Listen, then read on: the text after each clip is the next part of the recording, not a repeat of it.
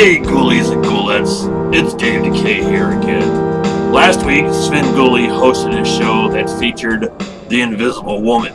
So I'm here tonight to review The Invisible Woman. Now I know a lot of guys wish that certain women could turn invisible permanently, if you know what I mean. However, this movie features a woman who you wish was very visible. Now first off, this movie has nothing to do with the old classic Invisible Man series, because this is actually a comedy. I know, it surprised me too. I didn't know what to expect out of this, but a comedy wasn't it. But luckily, this movie is actually pretty funny. So the plot is there's this wealthy lawyer named Dick Russell who is played by John Howard.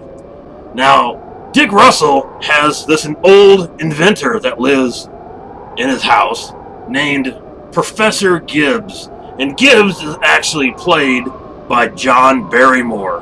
I also don't want to forget to mention that Margaret Hamilton, who is obviously the Wicked Witch from The Wizard of Oz, was also in this movie. Now this rich Dick likes giving out all his money to all his friends or all his buddies, and he found himself suddenly broke.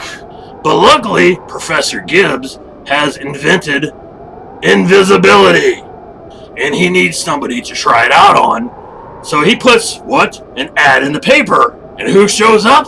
That's right, Kitty Carroll. Now what kind of name is Kitty Carroll? It doesn't matter. This character is played by Virginia Bruce, who in the movie plays a supermodel who hates her boss, which I'm sure a lot of people can relate with. In order to get back at her boss, she would do the obvious thing, which is, of course, become invisible.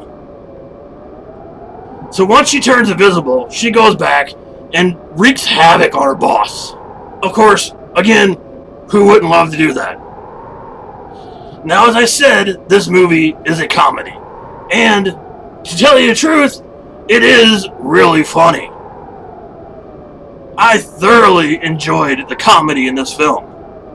It has pretty much every type of comedy, but there's a lot of slapstick, a lot of tripping up the stairs, falling over beer bottles, things like that, and it's done really well. So once Professor Gibbs finds out that his machine works, of course, the bad guys want his machines. And in a really cool side note, Shemp Howard from, of course, the Three Stooges, plays one of the bad guys.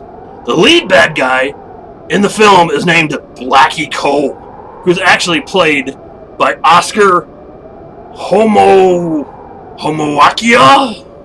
Sapien? I don't know what his last name is. It doesn't matter.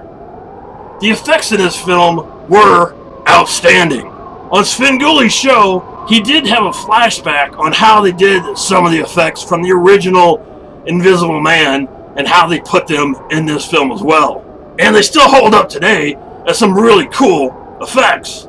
There was no point in the movie that I seen any wires or anything like that to move objects around.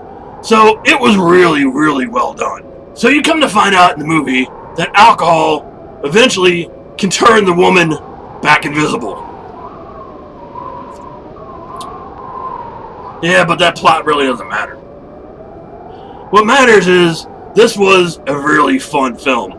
Unlike the original Invisible Man, where the man turns insane by turning invisible, this woman has a lot of fun being invisible, if you know what I mean. I enjoyed this movie a whole lot more than I thought I was going to. It's not just another ripoff. It's actually its own independent film, and I really enjoyed all the characters and all the actors, and even the plot really wasn't that bad. So in all, I would have to give The Invisible Woman a 4 out of 5. Really enjoyable film, lots of laughs, great acting, really cool effects, just a really overall great film. So make sure you tune in next week when Svengoolie has The Creature from the Black Lagoon. And I will be back to review that movie next week. So remember, find your favorite tombstone, curl up, and leave the coffin open